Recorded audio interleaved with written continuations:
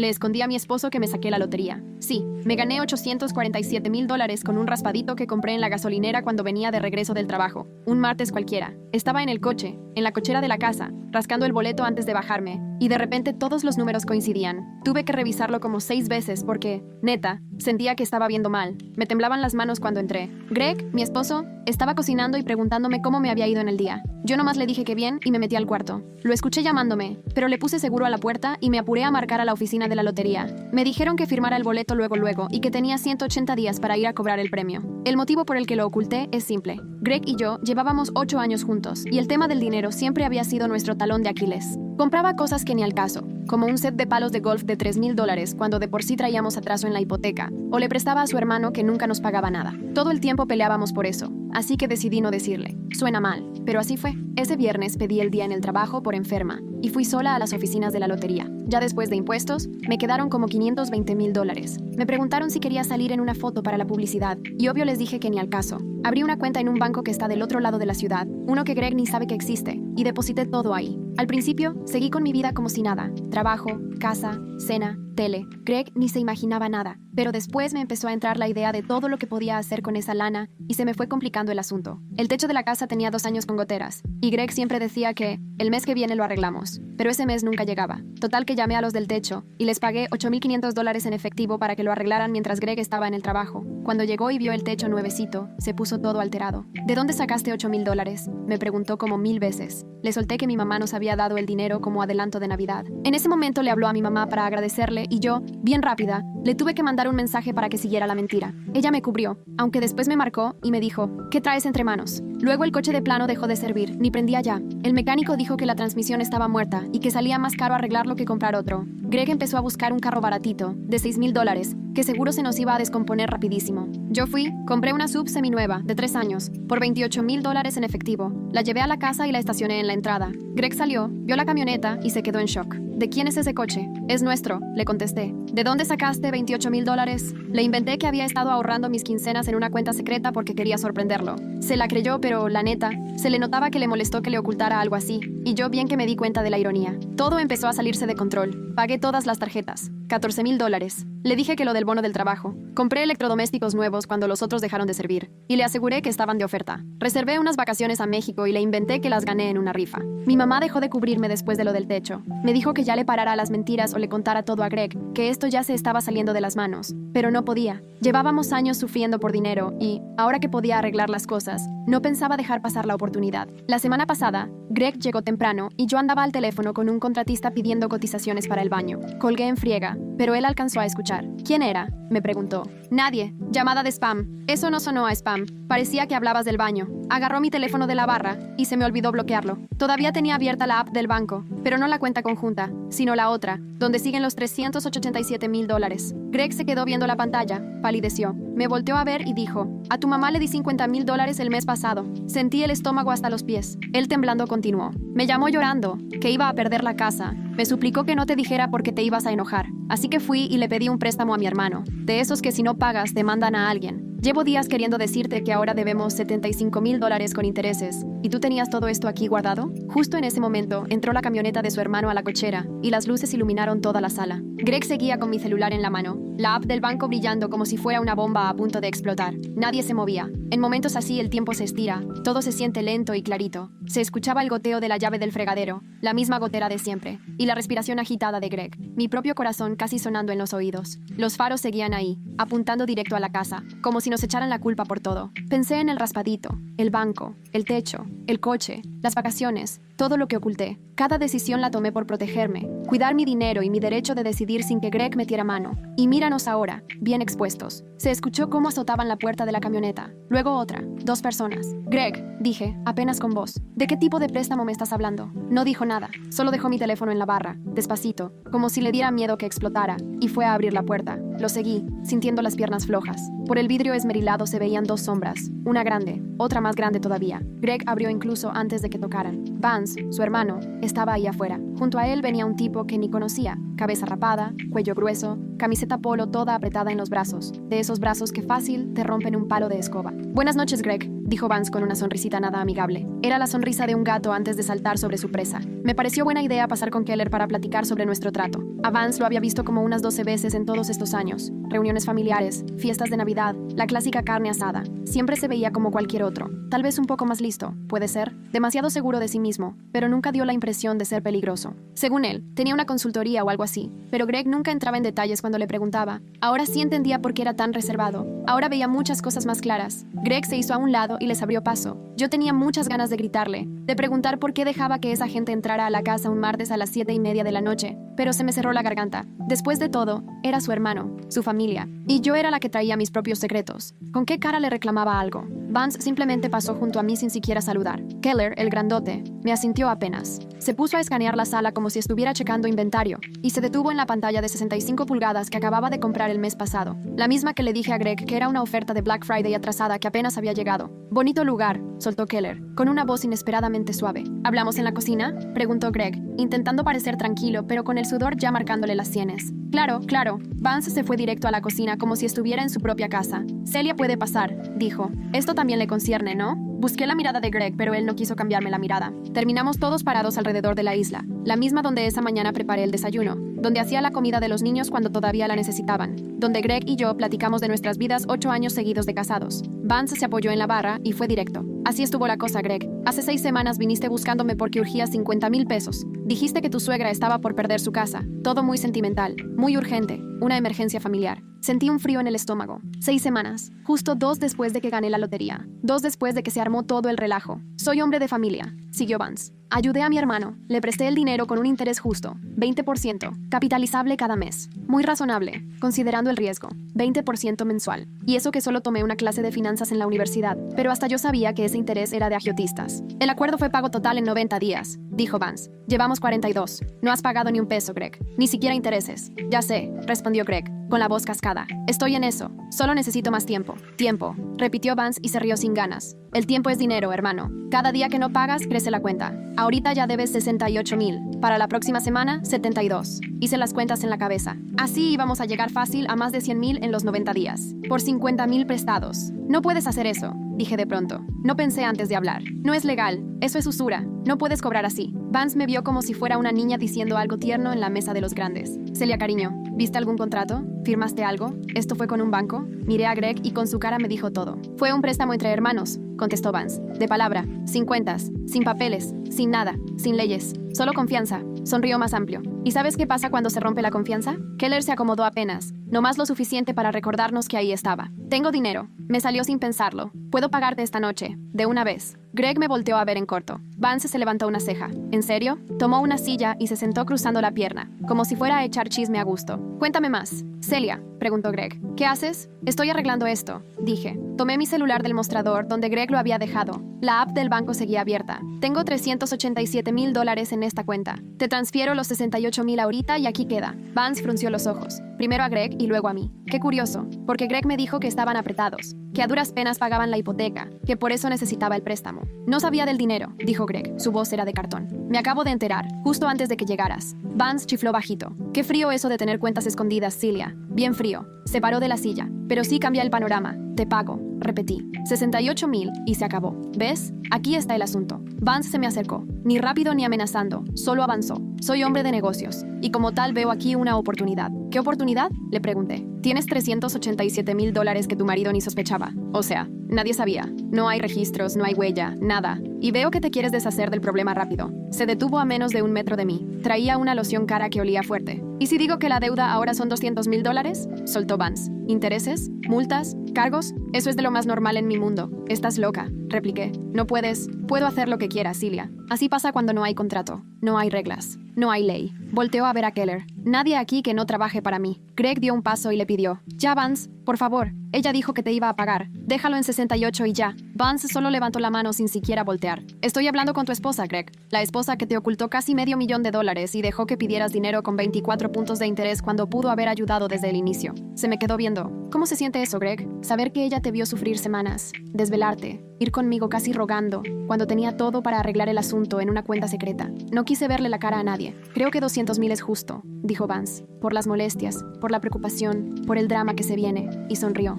¿O quieres negociar? Págale, murmuró Greg. Lo vi viendo al piso. Greg, págale lo que pida, Celia. Ya me da igual. Su voz era otra. Jamás la había oído así. No era enojo ni tristeza. Era como si lo hubieran vaciado por dentro y solo quedara el puro cascarón ahí en la cocina. «Eres listo», dijo Vance. «Keller, pásale tus datos bancarios a la señora». Keller sacó su celular y me lo extendió. En la pantalla tenía un mensaje con una cuenta y un número de ruta. Seguro era una cuenta offshore, de esas que no se pueden rastrear. Abrí la app de mi banco, pero me temblaban tanto las manos que casi no podía escribir. $200,000, casi la mitad de lo que había ganado. Se fueron en una sola transferencia, solo porque no me animé antes. Por miedo, por egoísta, por no contarle la verdad a mi esposo. Apreté en confirmar. El celular de Vance vibró en su bolsillo. Lo revisó y al ver la notificación, sonrió. «Un placer hacer negocios contigo, Celia». Caminó hacia la puerta, seguido de Keller. «Greg, a ver cuándo armamos una cena en familia. Le voy a pedir a mi esposa que le llame a la tuya». Se fueron y la puerta quedó cerrada tras ellos. Greg y yo nos quedamos parados en la cocina, en un silencio abismal. El refrigerador zumbaba.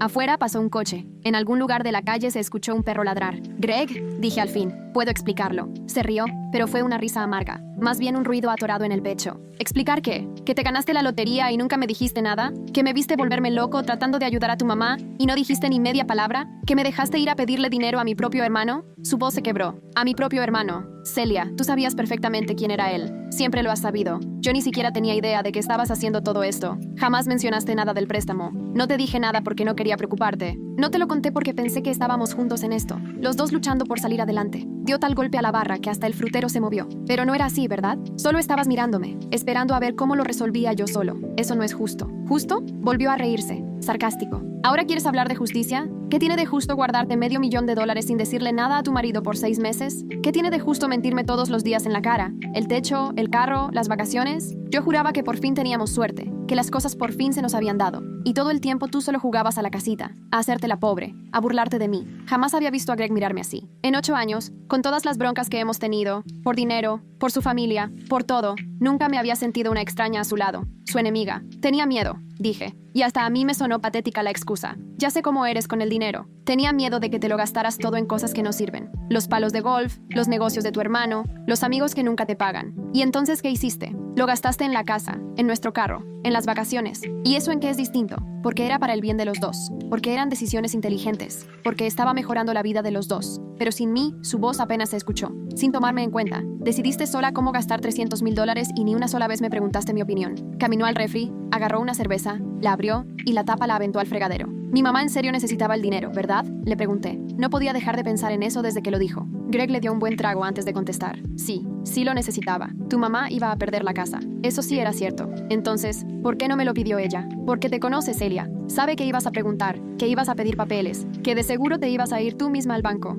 Ibas a armar un drama». Se rió, pero con coraje. Pensó que conmigo era más fácil, que yo nada más iba a ayudar, no a meterme a investigar. Típico de Vivian. Me cayó el 20. Mi propia madre había preferido pedirle ayuda a mi esposo antes que hablar conmigo. Lo manipuló a él hasta conseguir que pidiera un préstamo peligrosísimo. Luego se quedó sentada viendo cómo él sufría, mientras yo tenía el dinero suficiente para arreglar todo. Pura mentira en esta familia. Todos, sin excepción. «Todavía tengo $187,000», murmuré. «Después de esta noche, aún es más dinero del que jamás hemos tenido. ¿Y eso se supone que me debe alegrar? Solo digo que podemos usarlo, Greg, para la hipoteca, para el ahorro de los niños, para pensar de verdad en el futuro». Greg se terminó la cerveza y dejó la botella en la barra. ¿Sabes qué es lo irónico? Que entiendo por qué no me dijiste nada. La he regado muchas veces con el dinero. Los palos de golf, los préstamos a mis amigos, todo eso, me lo gané. Me gané que no confiaras en mí. Greg, aún así debiste decírmelo. Por fin me buscó la mirada. Tenía los ojos rojos. Debiste confiar en mí y dejarme demostrarte que podía cambiar. Pero en vez de eso, tú sola decidiste que no podía. Y ahora estamos aquí, $200,000 más pobres. Mi hermano sabe exactamente cuánto tienes. ¿Y nuestro matrimonio?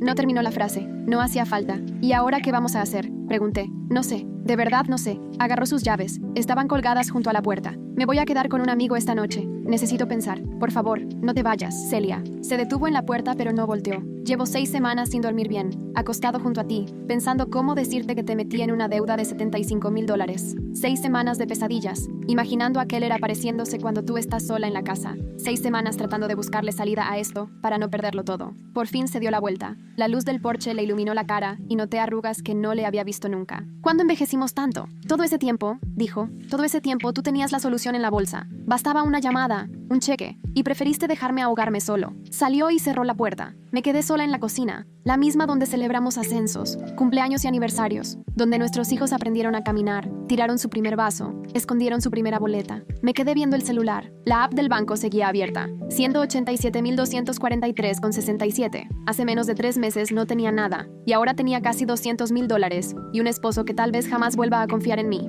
Marqué a mi mamá. Contestó hasta la 4ª llamada. Celia, ya van a ser las 9. ¿Todo bien? Tú le hablaste a Greg. Le pediste $50,000 y le dijiste que no me contara. Hubo silencio. Después, un suspiro. Ya te lo dijo. No tenía de otra. Su hermano acabó de venir a la casa con un cobrador y nos sacaron $200,000. ¿Qué? Su voz se alzó, alarmada. Celia, ¿de qué estás hablando? ¿Quién cobrador? Le conté todo. Lo de la lotería, la cuenta secreta, que le mentí a Greg todos estos meses, el préstamo para ayudarla, la visita de Vance, el pago. Cuando terminé, mi mamá estaba llorando. No tenía idea, dijo. No sabía que Greg iba a buscar a Vance. Yo pensé que iba a pedir un préstamo en el banco, o que iba a usar la tarjeta. No sé, Celia, tienes que creerme. ¿Por qué no me pediste ayuda? Porque sabías que te iba a preguntar cosas, que iba a querer saber cómo te metiste en problemas y una cosa iba a llevar a la otra y me iba a terminar enterando de las apuestas. Y se me resbaló el celular de la mano, del puro impacto. ¿Apuestas? ¿De qué apuestas hablas? Empezó después de que tu papá falleció. Solo jugaba póker en línea, puras cantidades chicas. Pensé que igual me ayudaba a completar el cheque del seguro, pero luego perdí una vez, y volví a perder, y traté de recuperar lo perdido y, ahora la escuchaba llorar. Ese llanto hondo que puede sentirse aunque solo tengas el teléfono en la mano. Perdí todo, Celia. Los ahorros, el fondo de emergencia, el dinero que dejó tu papá. Pedí una hipoteca revertida para seguir apostando porque de verdad pensé que podía recuperar lo perdido, y después el banco me avisó que iban a embargar la casa y entré en pánico. Ahí le hablé a Greg porque sabía que él iba a ayudar sin hacer preguntas. Mi mamá tenía una adicción al juego. Había perdido absolutamente todo. Hasta convenció a mi esposo de pedirle dinero a un prestamista por pena de contarme la verdad. La mentira era una madeja interminable, cada vez más enredada. Mamá, le pregunté lo más suave que pude, ¿cuánto debes en total? No tengo idea exacta, quizás 100,000. La casa vale como 250,000, pero casi todo ya es del banco. Y aparte tengo varias tarjetas porque cuando el sitio de póker dejó de aceptar mi débito, empecé a usar crédito. $100,000. Encima de los 200,000 que ya le había dado a Vance. Encima de todo lo demás. Me quedan $187,000. Le dije, puedo sacarte de esto, pagar tus deudas, salvar la casa, meterte a un programa. No, de repente la voz de mi mamá sonó firme. De ninguna manera. Ese dinero es tuyo, Celia. Para ti, para tus hijos. No voy a aceptarlo. Ya aceptaste 50,000. Greg te los consiguió. Mira en qué acabó todo. En el desastre que provoqué. No,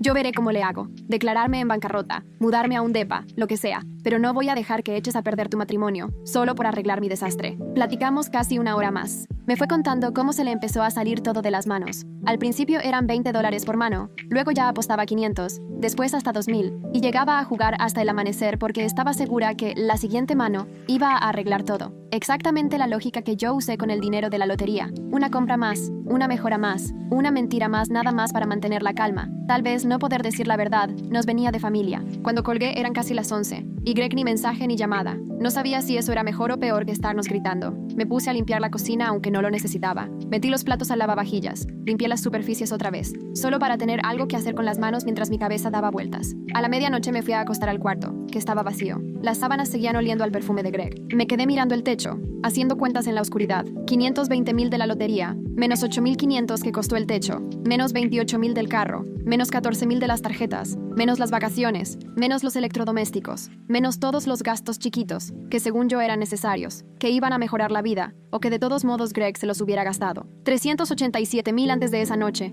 menos 200,000 para Vance, $187,243 con 67 centavos. En solo 6 meses, me había gastado más de $330,000 y casi todo a espaldas de mi esposo, casi todo basado en mentiras. No era mejor que mi mamá. Las dos apostábamos. Ella lo hacía con fichas, yo con mi matrimonio, y las dos terminamos perdiendo. Vibró el celular en el buró. Era mensaje de Greg. Hoy me quedo en casa de Mike. Mañana tenemos que hablar. Aún no sé qué voy a hacer. Le contesté. Te amo. Perdón. Aquí te espero cuando estés listo. Ya no hubo respuesta. Esa noche soñé con Vance, con la voz baja de Keller y sus ojos que veían todo, con mi mamá llorando frente a las fichas de póker, con Greg saliendo por la puerta y nunca regresando. Cuando amaneció, el sol se colaba por la ventana y el teléfono marcaba 6 llamadas perdidas, todas de la vecina de mi mamá, y un mensaje de voz que arrancaba con: Celia, lamento mucho decirte esto, pero anoche se llevaron a tu mamá en la ambulancia. Fin de la primera parte. Segunda parte. Ni me cambié. Agarré los pants y la camiseta que dejé en la silla anoche. Me puse los tenis y en menos de 3 minutos ya iba en el coche. Apenas oí el mensaje. Mamá vivía a 45 minutos, si el tráfico me lo permitía. Llegué en 32, pasándome 2 saltos y pisándole a 90. Todo el camino marqué al hospital. Me dejaron en espera, dejé mensajes, pero ninguna enfermera devolvía la llamada. Lo único que sabía era lo que la señora Patterson me dijo en el buzón de voz. Ambulancia, inconsciente, la llevaron a St. Joseph's. Llamé a Greg y fue directo al buzón. Greg, mi mamá está en el hospital. No sé qué pasó. Voy para allá. Por favor, háblame. Pero nunca me llamó. Entré corriendo por urgencias. Una enfermera me llevó a una sala con sillas de plástico y una tele sin volumen en la esquina con las noticias de la mañana. Me senté ahí lo que sentí como horas, pero solo pasaron 20 minutos antes de que saliera la doctora. ¿La señora Brennan? Yo soy. ¿Mi mamá? ¿Qué le pasó? La doctora Navarro era chaparrita, con ojos cansados pero amables. Se sentó a mi lado con esa voz pausada de los médicos cuando sabes que te va a venir una noticia fea. Tu mamá tuvo un infarto anoche. Llamó al 911 como a las 2, y cuando llegaron los paramédicos ya estaba inconsciente. ¿Está viva? Sí, está estable. Tuvimos que operarla de emergencia y ponerle un stent en una arteria. Está en terapia intensiva, muy sedada, pero tenemos esperanza de que salga bien. Solté un suspiro que ni yo sabía que estaba aguantando. ¿Puedo verla? En un ratito, pero primero tengo que hacerte unas preguntas. Sacó una libreta chica. Los análisis de tu mamá mostraron cosas preocupantes. Mucho estrés, cortisol elevado y algo de alcohol en sangre. ¿Ha estado bajo presión últimamente? Hasta me dieron ganas de reír. Puedes jurar que sí. Otra cosa, noté que no ha surtido su medicina para la presión alta en 3 meses. ¿Tenía problemas de dinero? Las preguntas siguieron. Sobre la comida de mi mamá, sus costumbres, su apoyo, su vida. Cada vez que respondía, salía a relucir otra muestra del abandono de mi mamá. No por mi culpa, sino por la suya. Andaba tan metida en el rollo de las apuestas, en esa vergüenza y en el intento desesperado de arreglarlo todo sola, que dejó de cuidar su salud por completo. Una cosa más, me dijo la doctora Navarro. Cuando comenzó a volver en sí en la ambulancia, repetía algo una y otra vez. Creo que era un nombre. Greg, ¿te suena? Era el nombre de mi esposo. Lo último que salió de la boca de mi mamá antes de desmayarse fue el nombre de mi esposo. Porque cuando necesitó ayuda, le llamó a él, no a mí. Porque él fue quien intentó salvarla. Porque en su peor momento, pensó en la persona a la que le falló, no en la hija a la que le mintió. Tuve ganas de gritar, de llorar, de subirme al coche y manejar hasta perderme por completo, pero solo asentí. Es mi esposo. Le preocupaba una deuda que tenía con él. La doctora Navarro me echó una mirada que decía que ya tenía toda la historia, aunque yo no le hubiera contado los detalles. Tu mamá va a necesitar un buen rato para recuperarse, por lo menos una semana aquí en el hospital, y después, lo más probable es que tenga que ir a rehabilitación. Va a necesitar ayuda con sus medicinas, la alimentación, su manejo del estrés. ¿Tiene a alguien que la apoye con eso? Yo puedo, le respondí, aunque al decirlo, ni siquiera estaba segura de que fuera cierto. Me permitieron verla cerca del mediodía. Estaba en un cuarto privado de terapia intensiva, rodeada de máquinas y con tubos conectados a los brazos. Parecía que le habían caído 20 años encima desde la última Navidad. Cuando entré, abrió los ojos con esfuerzo. ¿Celia? Aquí estoy, mamá. Perdóname, hablaba tan bajito, apenas se le escuchaba. Perdóname, hija, lo siento mucho. Le tomé la mano y sentí que era apenas un papelito, tan frágil y reseca. Descansa, mamá. Después hablamos de todo. ¿Ya le avisaste a Greg? Lo llamé. Todavía no me contesta. Se le llenaron los ojos de lágrimas. Lo arruiné todo, para los dos. Lo arruiné todo. Ya basta. Le apreté la mano con cuidado. Por ahora, lo único que tienes que hacer es descansar y recuperarte. Eso es lo único importante. Pero claro, eso no era verdad. Todo lo demás seguía importando. El dinero, las mentiras, mi matrimonio, las deudas. Nada de eso iba a desaparecer solo porque ella estaba en una cama de hospital. Me quedé con ella hasta que se quedó dormida, y luego fui a la cafetería a buscar un café y pensar qué iba a hacer después. Mi celular vibró. Mensaje de Greg. ¿Tu mamá está bien? Contesté. Infarto. Está estable. Está en intensivos en St. Joseph's. Hubo un silencio y luego. Paso después del trabajo. No era mucho, pero por lo menos no estaba cerrándome la puerta del todo. Pasé la tarde con cosas prácticas, hablando con la trabajadora social sobre el seguro de mi mamá. Por suerte tenía cobertura del gobierno y eso pagaba casi todo. También hablé al banco para congelar sus cuentas mientras veía cuánto debía realmente. Avisé a su vecina para decirle lo que había pasado y que por favor le echara un ojo a la casa. La señora Patterson fue una bendición. Se ofreció a regar las plantas, recolectar el correo y checar la casa diario. Y además, muy amablemente, me contó cosas que yo ni sospechaba. Tu mamá ya tiene rato lidiando con todo esto, mi niña. He visto hombres llegar a la puerta. No iban de visita, si me entiendes. Les pagaba en efectivo. Los veía desde mi ventana. Intenté preguntarle si necesitaba ayuda, pero siempre decía que todo estaba bien. Hombres en la puerta, seguramente cobradores. O tal vez algo más grave. ¿Quién sabe cuánto llevaba eso así?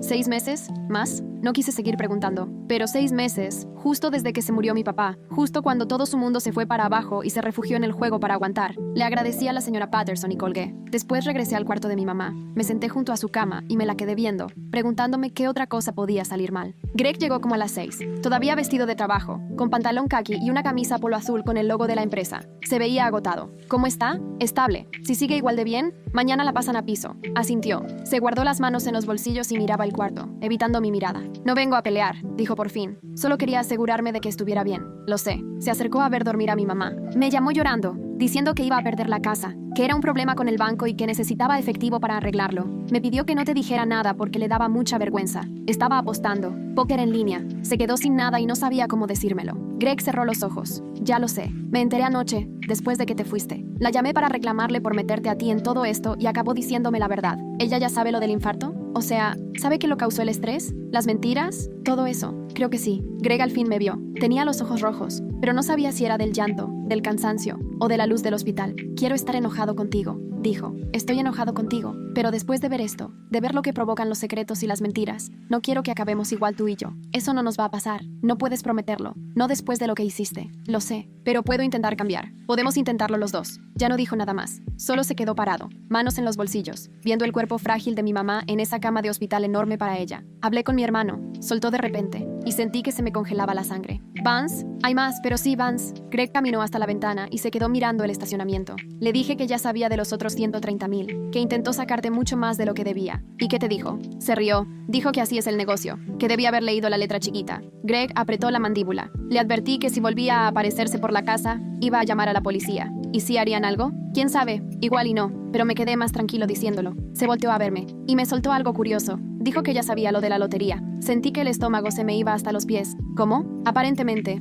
cuando reclamas un premio grande aquí, todo es público. Nombre, monto, fecha, todo. Solo hay que saber buscar. Lleva años monitoreando a los ganadores. Así encuentra a quien extorsionar. Me sentí fatal. ¿O sea que nos tenía en la mira? No, te tenía a ti. Cuando tu mamá me pidió ayuda, se le acomodó todo. Sabía que ella iba a recurrir a él porque no tenía a quién más. Calculó exactamente cuánto podía sacar. Greg hablaba con un rencor tan amargo. Su propio hermano había planeado todo con meses de anticipación, nomás esperando el momento indicado. El cuarto comenzó a darme vueltas. Todo este tiempo, yo pensaba que era yo la que llevaba los secretos, la que jugaba y manipulaba a los demás. Pero Vance estaba muchísimo más adelantado que todos nosotros. Se la pasaba monitoreando a los que se ganaban la lotería, rastreando a los nuevos ricos en el sistema, y nada más estaba esperando a que alguien vulnerable necesitara ayuda para luego aprovecharse. Era brillante en lo cruel. Localizaba a personas que de un día para otro tenían más dinero del habitual. Esperaba a que alguien cercano estuviera en una crisis. Les ofrecía ayudar y después los hundía en deudas imposibles de pagar. Y claro, las víctimas ni siquiera podían quejarse, porque al hacerlo se echaban de cabeza y confesaban el dinero que ocultaban. ¿A cuánta gente le ha hecho esto? Pregunté. No sé,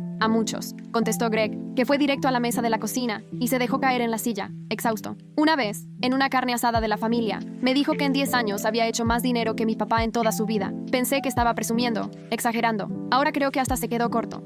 Tenemos que detenerlo. ¿Cómo? No tenemos pruebas. No hay nada por escrito. Es su palabra contra la nuestra. Y ahora su palabra viene respaldada por los $200,000 que tiene en su cuenta. Voy a recuperar ese dinero, dijo Greg. ¿Qué? ¿Pero cómo? Todavía no lo sé, pero no voy a dejar que siga ganando. Ya me harté de ser el hermano chico al que manipulan, le sacan dinero y encima se burlan. Esta vez vi en su mirada una determinación que hacía años que no le notaba. Tenía fuego en los ojos. Vamos a arreglar esto juntos. Lo de Celia, el dinero, tu mamá, lo nuestro. Todo, pero ya sin secretos. Sin más mentiras, ni tuyas ni mías. Me paré y caminé hacia él. No se hizo para atrás, lo cual tomé como buena señal. Sin más secretos, le dije. Lo prometo. Quiero que me cuentes todo. Hasta el último peso que gastaste. Cada mentira, cada decisión que tomaste sin decirme. Necesito saberlo todo para ver en dónde estamos parados. Está bien. Y después vamos a enfrentar a mi hermano. Los dos juntos. Asentí. Juntos. No me abrazó. Ni siquiera me tocó el hombro. Pero ahí estaba conmigo, en el mismo cuarto, hablando de nuestro futuro como si todavía tuviéramos uno. Era un avance. Nos quedamos en el hospital hasta el último minuto de visita, hasta las 9. Greg me acompañó al coche en el estacionamiento. Y luego se fue detrás de mí hasta la casa para asegurarse de que llegara bien. No entró, pero cuando llegó al departamento de Mike, me mandó un mensaje. Mañana hablamos más. Descansa. No pude dormir. Me pasé la noche revisando cada gasto que hice desde que me gané la lotería, anotando cada compra, cada mentira, cada peso que escondí de Greg. La lista era más larga de lo que me gustaría admitir, pero era el primer paso para arreglar todo. Poner el primer ladrillo para reconstruir la confianza. El primer acto honesto en 6 meses. Las semanas siguientes fueron pesadas. Mi mamá salió del hospital y la mandaron a un centro de rehabilitación cardíaca, donde iba a pasar un mes recuperándose y, de paso, recibiendo apoyo para su salud mental. Resultó que la adicción al juego casi siempre era resultado de depresión y ansiedad, justo lo que mi mamá había estado ocultando por tanto tiempo. La iba a ver diario. Algunos días la encontraba lúcida, arrepentida, con ganas de echarle ganas y salir adelante. Otras veces se ponía a la defensiva, enojada, culpando a todos menos a ella. La terapeuta me dijo que era normal, que así es esto. La recuperación nunca es en línea recta. Mientras tanto, Greg y yo estábamos pasando por nuestra propia rehabilitación. Después de una semana en casa de Mike, regresó. pero dormía en el cuarto de visitas. Comíamos juntos, platicábamos sobre el día y fuimos 2 veces a la semana a terapia de pareja con la doctora Simone, quien se especializa en traiciones financieras. Sí, al parecer eso existe. En un consultorio precioso, una casona antigua en el centro con luz cálida y sillones súper cómodos. La primera vez que nos sentamos ahí, ni siquiera podíamos vernos a los ojos. La doctora nos dejó callados como 5 minutos antes de decir algo. ¿Por qué están aquí?, preguntó. Porque mi esposa me escondió $500,000, soltó Greg. Porque me daba miedo confiarle el dinero a mi esposo, dije yo. La doctora asintió, como si ya lo hubiera previsto. Entonces, los dos están aquí por miedo. La terapia no fue nada fácil, mucho más ruda de lo que imaginé. Nos puso a hablar de cosas que llevábamos guardando años. El verdadero motivo detrás de nuestras peleas por dinero, las experiencias de la infancia que moldearon cómo gastamos, las ideas que nos inventamos uno del otro sin jamás preguntar si eran ciertas. Descubrí que Greg no gastaba mal por irresponsable, sino por querer demostrarse que podía mantenernos. Su papá perdió el trabajo cuando tenía 12 y vivieron 2 años de vales y ayudas. Greg creció creyendo que el valor de un hombre estaba en lo que le daba a su familia. Los préstamos a amigos, los palos de golf, esa necesidad de ayudar venía de ese miedo. Y Greg entendió que lo mío no era codicia ni desconfianza, sino una obsesión por no perder el control. Mis papás se divorciaron porque mi papá decidía todo con el dinero y nunca le decía nada a mi mamá. Cuando él murió, mi mamá se enteró de que debían $200,000 y se pasó años pagando deudas que ni existían para ella. Yo crecí creyendo que la única manera de estar segura era manejando mi propio dinero, incluso si eso significaba guardarle secretos a quienes amaba. Poco a poco, aunque costó trabajo, nos fuimos recomponiendo. El dinero era tema de todos los días. Después de lo de Vans y mis compras, solo nos quedaban unos $175,000, que sigue siendo mucho más de lo que jamás tuvimos, pero nada que ver con lo que guardé tanto tiempo. Hicimos un plan: pagar la hipoteca, $134,000, ahorrar $20,000 por si acaso, y el resto, usarlo para ayudar a mi mamá cuando saliera de rehab. Fue raro tomar decisiones financieras juntos. Después de 8 años discutiendo sobre dinero, colaborar de verdad era como aprender otro idioma, pero la doctora Simone nos ayudó. Juntas de presupuesto una vez al mes, acceso abierto a todas las cuentas, y ninguna compra de más de $200 sin avisar antes. No era perfecto. Seguíamos peleando. Él seguía pensando que yo era controladora, yo que él era demasiado relajado, pero ahora, al menos, discutíamos en serio y sin escondernos nada. Lo de Vance, claro, seguía pendiente. Greg investigó y resultó que Vance llevaba casi 10 años con su negocio familiar de prestar dinero, buscando a los que nunca podrían recibir crédito en el banco, pura gente con mal historial, desesperada o tan avergonzada que prefería pedirle a él antes que admitirle todo a su familia. Les cobraba unos intereses altísimos, los amenazaba para que le pagaran, y nunca le habían podido comprobar nada porque todo lo hacía por debajo del agua. Era listo, muy cuidadoso y tenía conexiones en todos lados. Y aparte, tenía $200,000 míos. Necesitamos un abogado, dijo Greg una noche. Estábamos en el sillón, otra vez dándole vueltas a nuestras pocas opciones. Un abogado no puede ayudar, no existe ningún papel que lo pruebe. Vance nunca deja huellas. Pero algo debemos poder hacer. ¿Qué? ¿Ir a la policía? ¿Y decirles que mi cuñado nos está extorsionando pero sin pruebas ni nada? Se van a reír de nosotros. Greg se quedó callado un buen rato y luego dijo: ¿y si conseguimos algo que lo compruebe? ¿Por ejemplo qué? ¿Y si vuelvo a hablar con él? Me pongo un micrófono, lo grabo diciendo todo. Lo miré bien. Eso está loquísimo. Se va a dar cuenta tarde o temprano. ¿Y luego qué? ¿Que Keller vuelva a aparecer pero ahora no más a asustarnos? Ya me cansé de estar asustado, dijo Greg, y esta vez su voz sonaba mucho más firme. Ya me cansé de dejarlo hacer lo que quiere. Esto se lo ha hecho a muchísima gente, Celia. Cientos quizá. Lo que él hace de verdad revienta vidas. Y siempre sale ileso porque todos preferimos aguantar o huir antes que enfrentarlo. No es miedo, es sentido común. Da igual, respondió. Estuvimos horas así, cada quien terco en lo suyo. Greg quería entrarle. Yo solo quería dejar eso atrás y seguir con nuestra vida. Nadie cedía. Al final, la doctora Simone nos dijo que dejáramos el tema en pausa una semana, para darnos chance de aclarar la cabeza y pensarlo bien antes de decidir algo tan grande. Decisiones importantes no se toman en caliente, nos aconsejó. Dense tiempo de ver bien qué quieren hacer. Le hicimos caso. Esa semana ni mencionamos el nombre de Vance. Nos enfocamos en chambear, ayudarle a mi mamá a recuperarse, atender los pendientes, armar la rutina otra vez, hasta que al 7º día pasó algo que lo cambió todo. Yo estaba con mi mamá en la terapia cuando me sonó el celular. Número desconocido. Casi no contesto, pero lo hice. ¿Hablo con Celia Brennan?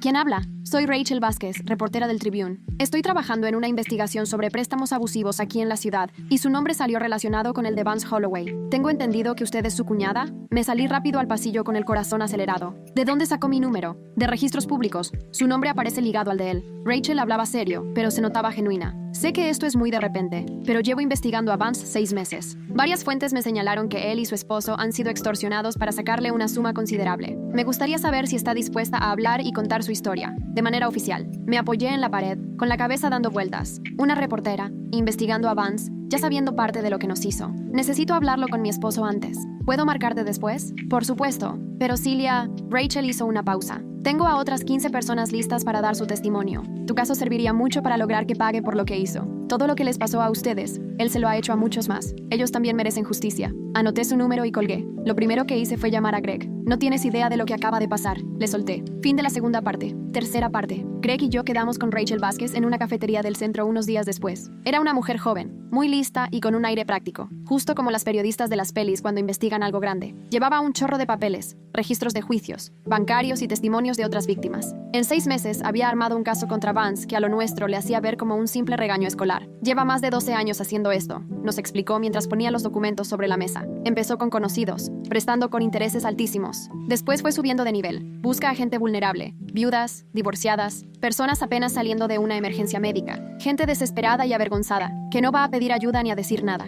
Me puse a ver los nombres. Elena Gutiérrez debía 45,000. Terminó pagando 120,000 en 3 años. Marcus Webb pidió 20,000 y terminó sin casa porque no cumplía con Vance. Donna Patterson. ¿Patterson? ¿Tiene un hijo que se llama Keller? Pregunté al verla. Rachel asintió. Donna es la mamá de Keller. Vance la dejó en bancarrota hace 8 años. Y luego, cuando ya nadie quería darle trabajo, le consiguió chamba a su hijo. Así se gana a los suyos. Primero te hunde, luego te avienta un salvavidas. Pero si trabajas para él. Recordé la voz de Keller, tan calmada. No era solo músculo, era otra víctima, igual que nosotros. ¿Por qué no has publicado nada?, preguntó Greg. Con todo esto, ¿por qué Vance sigue tan campante? Porque necesito pruebas que realmente cuenten para algo legal. Los testimonios ayudan, pero al final, sin algo contundente es mi palabra contra la suya. Vance nunca deja rastro. Nada grabado, nada firmado, nada en papel. Necesito que alguien me consiga algo fuerte. Miró a Greg y soltó. ¿Te animas a ponerte un micro? Greg contestó. ¿Quieres que hable con mi hermano y tratar de sacarle algo mientras grabo? Exacto. Que se sienta en confianza, relajado, que crea que está entre familia. Si él mismo explica lo que hace, con eso puedo hundirlo, dijo Rachel.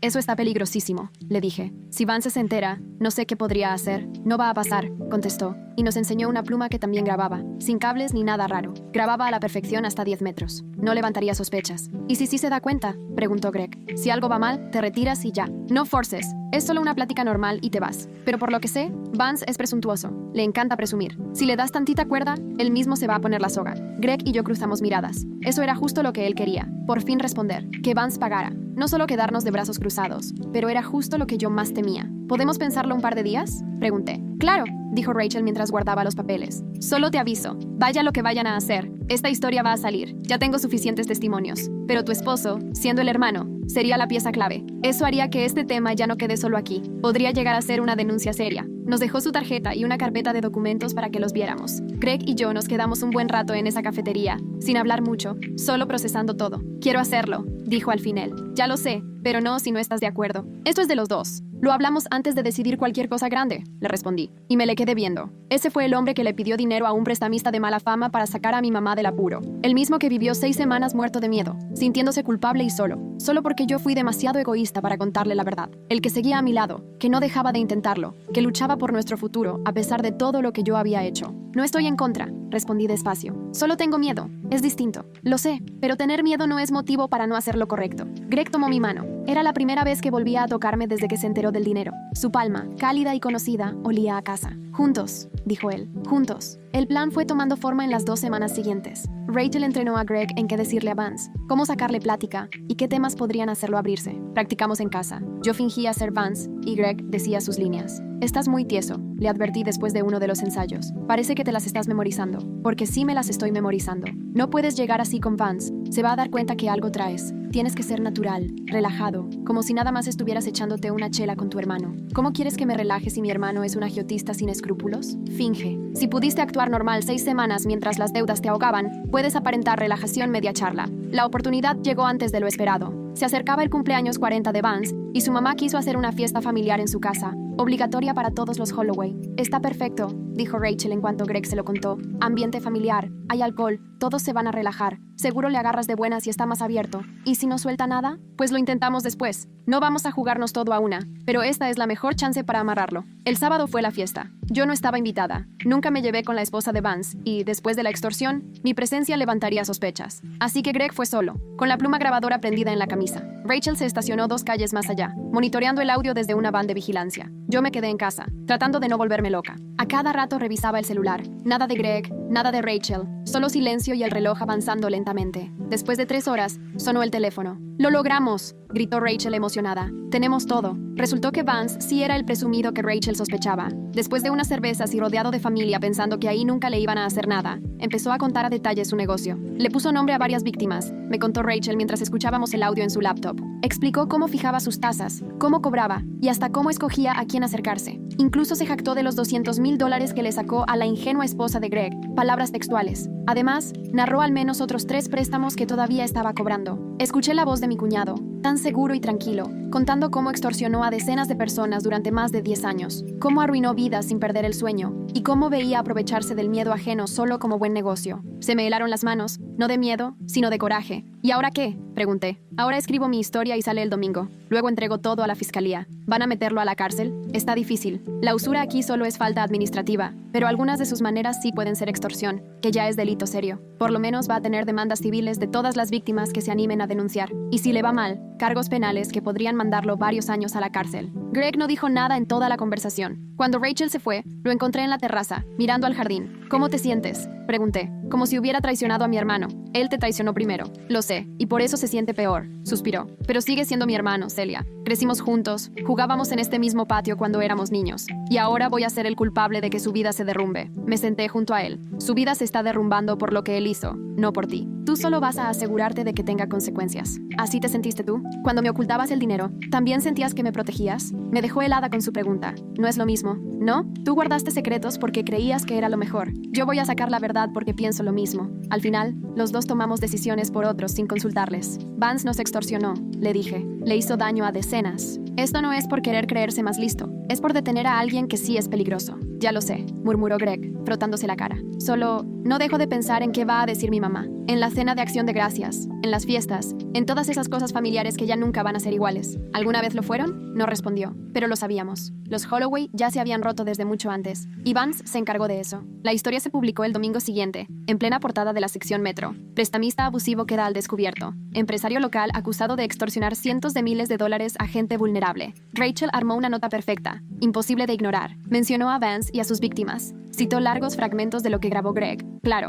con su permiso. Para el mediodía, la noticia ya estaba en 3 noticieros locales, y por la tarde se volvió tendencia. Al día siguiente, la fiscalía anunció investigación formal. Vance llamó una sola vez a Greg, el mismo día que explotó el escándalo. Tú provocaste esto, le soltó, con una voz fría, controlada. Mi propio hermano, te lo ganaste, le contestó Greg. Cada víctima que fregaste, cada vida que arruinaste, eso solo fue culpa tuya. No tienes ni idea de lo que acabas de empezar. No tienes idea. ¿Eso fue una amenaza? Tómalo como un hecho, respondió Vance más bajo. ¿De verdad crees que una nota de periódico me va a detener? ¿Crees que no tengo alternativas? Tú y tu esposa acaban de cometer el peor error de sus vidas. Colgó. Le avisamos a Rachel de inmediato, pero a ella no le preocupó. Está en pánico. Así se pone la gente cuando no tiene escapatoria. Lo último que haría Vance ahora sería buscarlos. Solo se hundiría más. Va a buscar abogado, va a negar todo y va a aguantar. Y tuvo razón. En las siguientes semanas, Vance hizo justo eso. Contrató un abogado carísimo para decir que todo era sensacionalismo y mentiras. Negó todo. Él insistía en que la grabación estaba manipulada y sacada de contexto, pero a nadie le importó. Tras la publicación, empezaron a salir más víctimas, y luego aún más. La fiscalía armó un caso tan sólido que era imposible de rebatir. 3 meses después del reportaje,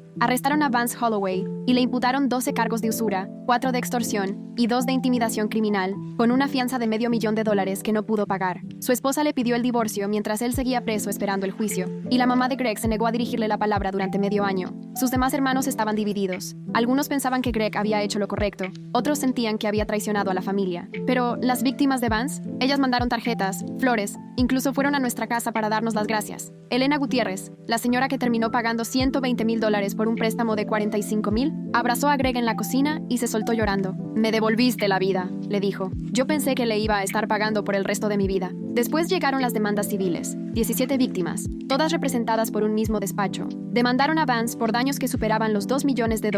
Como sus bienes estaban congelados por el asunto penal, cobrar algo iba a ser cuestión de suerte y paciencia, pero al menos era algo, representaba justicia. Entre esas víctimas, resultó estar mi mamá. Vance no solo mandó a Greg a cobrarle, sino que llevaba meses analizándola. Tenía gente en el banco donde ella tenía sus cuentas, y ya le habían informado sobre sus pérdidas en el juego, su creciente desesperación y la hipoteca inversa. Vance había decidido que era un blanco perfecto, mucho antes de que ella misma contactara a Greg. Los $50,000 del préstamo no la iban a sacar de apuros, solo la iban a meter en una deuda que Vance podía exprimir a gusto. Si fallaba en un pago, él se habría quedado con su casa, la misma que casi pierde por el juego. Le hubiera arrebatado todo y encima lo llamaría llamaría intereses. Cuando mi mamá se enteró de todo, cuando entendió hasta dónde llegaba la manipulación de Vance, se le quitó lo defensiva y la negación. Se había pasado años creyendo que todo era culpa de su adicción, pero por primera vez entendió que la escogieron como presa, que la explotaron y la fueron orillando al desastre. Pensé que yo era débil, me confesó un día, sentada en su depa cerca del centro de rehabilitación. Pensé que la culpa era completamente mía, pero ahora sé que siempre había alguien moviendo los hilos, empeorando todo.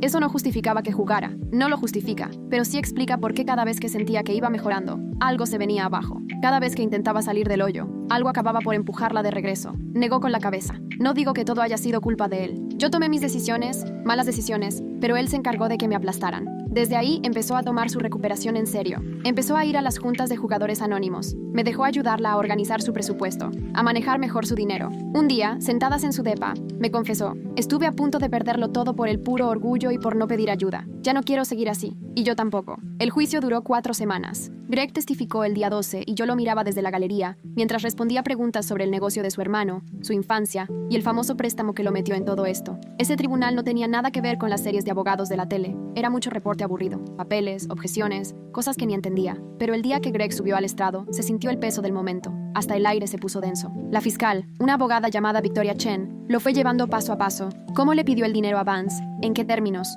¿Cómo los intereses se descontrolaron? ¿Sabía qué clase de persona era su hermano cuando le pidió el dinero? Preguntó la fiscal. Sabía que no era alguien convencional, contestó Greg. Su voz era firme, aunque las manos le temblaban. Sabía que los intereses eran altos, pero no comprendí toda la gravedad hasta que llegó a mi casa a exigirme mucho más de lo que debíamos. ¿Y por qué aceptó ayudar en la investigación? Greg se quedó callado unos segundos. Miró por la sala, más allá del juez, del jurado, de todos, hasta encontrar a Vance sentado en la mesa de la defensa. Su hermano, el mismo que le falló. Porque es mi hermano, contestó al fin, y porque no podía seguir viendo cómo lastimaba a tanta gente. El abogado defensor hizo lo posible por hacerlo ver mal, diciendo que todo era por envidia, venganza o pleitos familiares. Pero Greg nunca perdió la calma, contestó seguro, sin ponerse a la defensiva ni enojarse. Nunca me he sentido tan orgulloso de él. El jurado deliberó durante 6 horas y regresó con veredictos de culpable en todos los cargos. Vance recibió una sentencia de 8 años en una prisión estatal y podrá pedir libertad condicional en 4. Ese día, de regreso a casa, manejamos en silencio. Los dos como si por fin nos estuviera cayendo el 20 de que ya todo había terminado.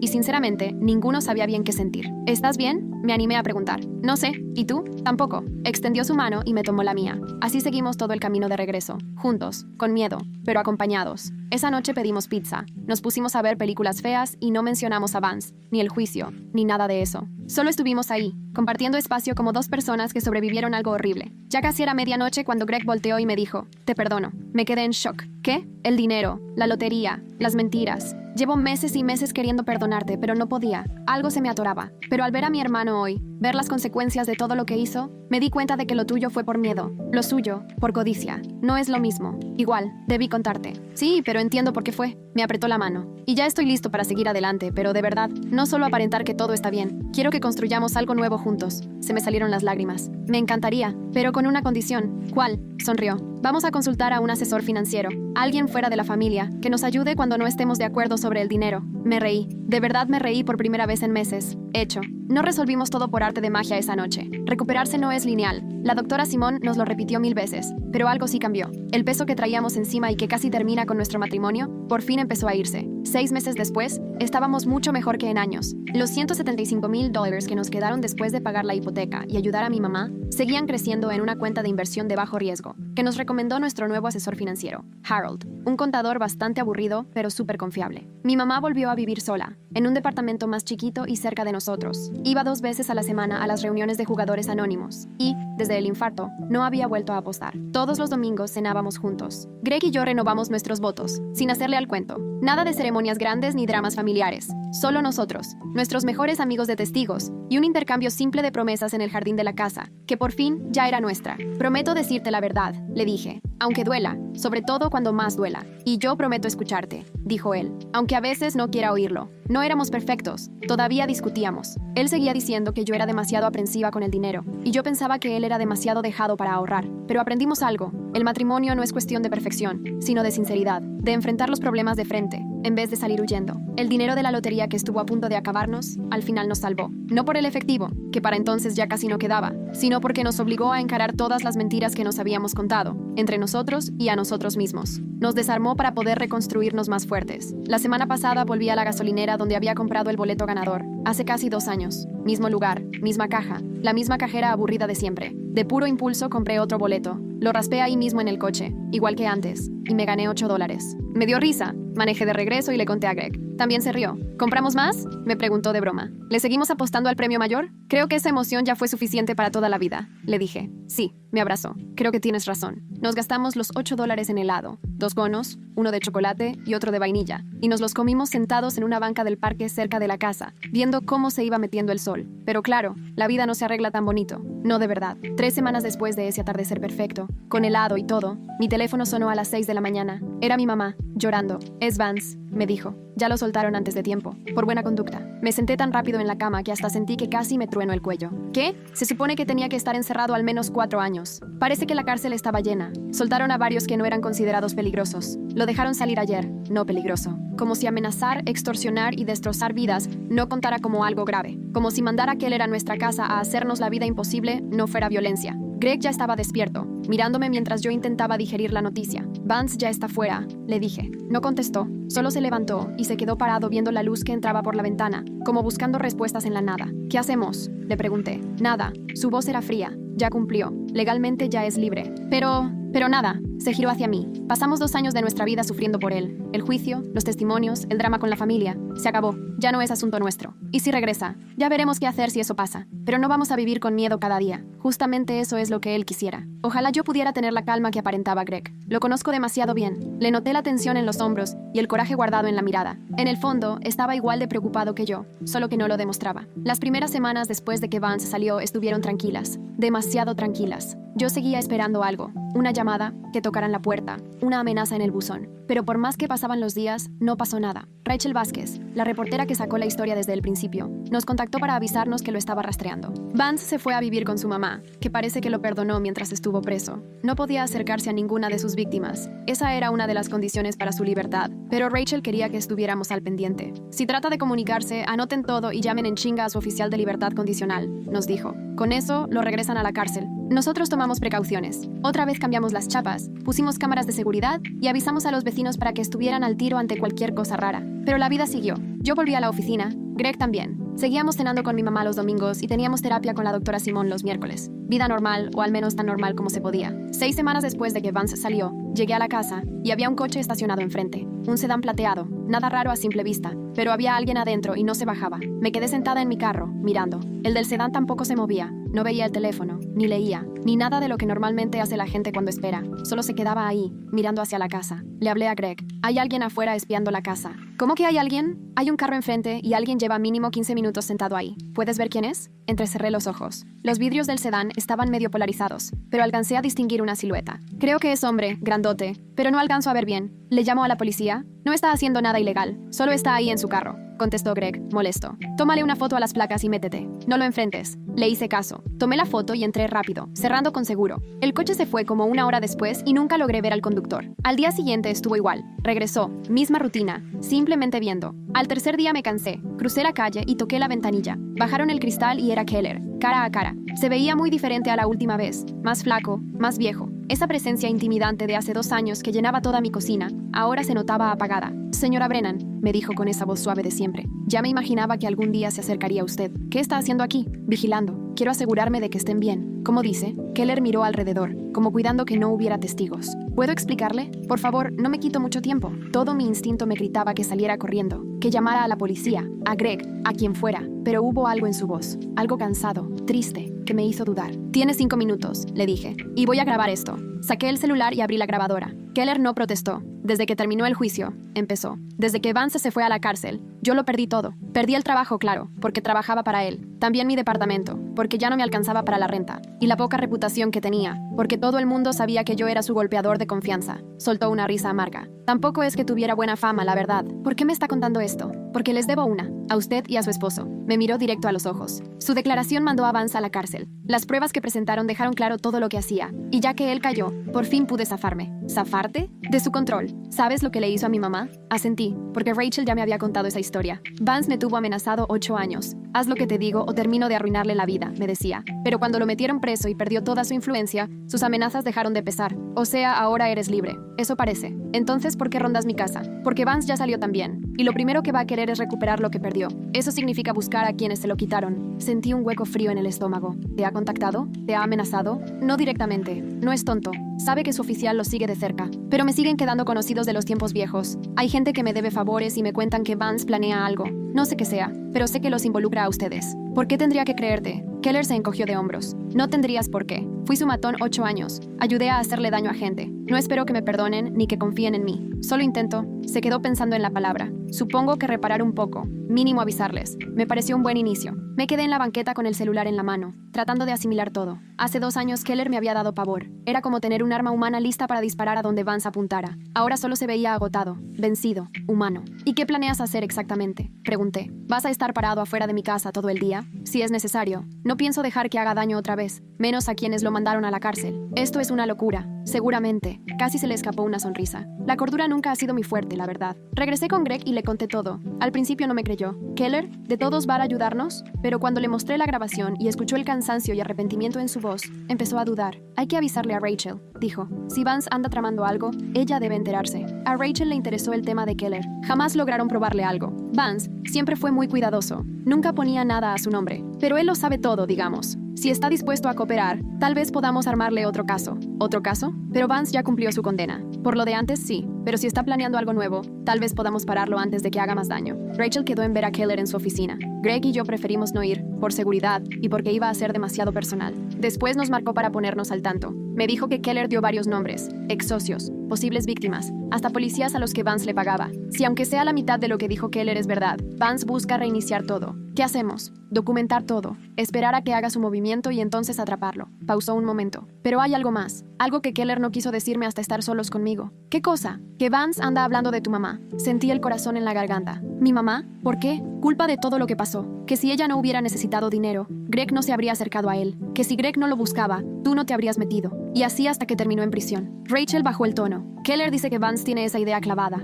buscando cómo dañarla sin violar su libertad condicional. Yo solo podía pensar en mi mamá, en su depa chiquito, recuperándose del infarto, intentando rehacer su vida todos los días. La sola idea de que Vance pudiera usarla para llegar a mí me hacía hervir la sangre. Tenemos que decirle, solté, que sepa que puede estar en peligro. Estoy de acuerdo, pero con cuidado. No queremos provocarle otra crisis. Ese mismo día fui con ella. En cuanto entré supo que algo no andaba bien. ¿Ahora qué pasó? ¿Es Greg? ¿Son los niños? Nadie está lastimado, pero necesito hablar contigo. Le conté todo sobre la liberación de Vance, el aviso de Keller, la investigación de Rachel. Se le fue el color del rostro, pero me escuchó sin interrumpir. Al terminar se quedó callada un rato. Luego fue por un vaso de agua. Debí suponer que esto no iba a terminar así nada más. Suspiró. Las consecuencias no se desvanecen solo porque uno quiera. No es tu culpa, mamá. ¿Segura? Me miró fijo. Busqué a Greg en vez de a ti. Lo presioné para pedir ese préstamo. Metí a todos en esto porque me daba pena pedirle ayuda a mi hija. Estabas enferma, le dije. La ludopatía es una enfermedad. No me busques justificaciones. Se puso seria. Llevo 2 años trabajando en terapia para aceptar mis errores. No pienso hacerme la víctima solo porque ahora se siente incómodo. Me quedé callada porque sabía que en parte tenía razón. Pero era mi mamá, y que viviera cargando con tanta culpa me dolía mucho. ¿Y ahora qué sigue? Preguntó. Mantenerte a salvo. Rachel y Keller están armando el caso contra Vance. Mientras tanto, cuídate. No le abras la puerta a desconocidos. No salgas sola en la noche. Avísanos si ves algo raro. Tengo 64 años, Celia. No pienso vivir atemorizada. Solo hasta que esto pase, por favor. Suspiró. Está bien. Pero me voy a comprar uno de esos timbres con cámara. Si alguien viene a amenazarme, mínimo quiero verle la cara. Esa noche la ayudé a pedir la cámara. Y al día siguiente la instalamos. Me parecía poca cosa ante el peligro que representaba Vance. Pero era mejor que nada. Un pequeño control en medio del caos. 2 semanas más tarde fue el primer susto. Mi mamá me marcó al trabajo, nerviosa. Alguien dejó algo en la puerta. ¿Qué cosa? Una caja, sin nada, ni remitente ni etiquetas. No la he abierto. No la abras ni la toques. Ya voy para allá. Llegué a su departamento en 20 minutos. La caja estaba sobre el tapete de bienvenida, una de cartón común, del tamaño de una caja de zapatos, sin marcas ni cinta, como si alguien solo la hubiera dejado y se fue. Le hablé a Rachel. Me indicó tomar fotos y abrirla con guantes. Adentro solo había una fotografía, la vieja casa de mi mamá, la misma que casi pierde por las deudas, la que Vance usó para atraparla. En la parte de atrás, con plumón negro, alguien había escrito: recuerda lo que me costaste. Avisamos a la policía, levantamos el reporte y entregamos la foto junto con la caja para que revisaran si había huellas. Los policías nos escucharon y fueron honestos. Si no podemos comprobar quién dejó esto, no hay mucho que hacer, explicó el detective. No es propiamente una amenaza, solo una frase. y en la foto no se ve nada ilegal. Les dije que estaba violando su libertad condicional, que no podía tener contacto con sus víctimas. Eso lo tiene que revisar su oficial de condicional. Hablen con ella. Eso hicimos. La oficial de condicional de Vance era una señora cansada que se llamaba Linda. Se notaba que ya había lidiado con demasiados casos parecidos. Citó a Vance a comparecer. Él lo negó todo.